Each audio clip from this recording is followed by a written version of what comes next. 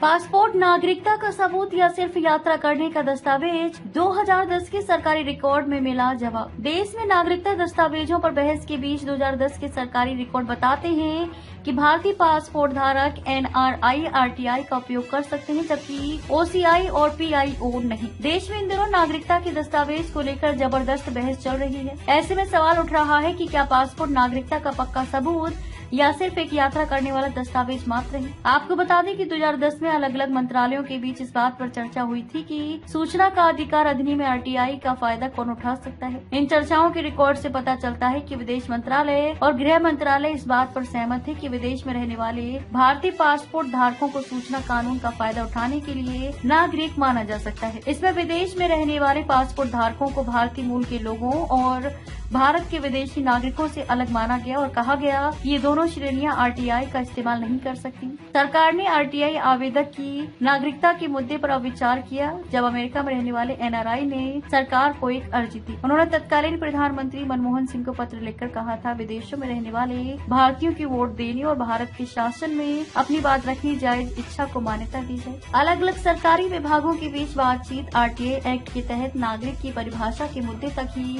सीमित थी।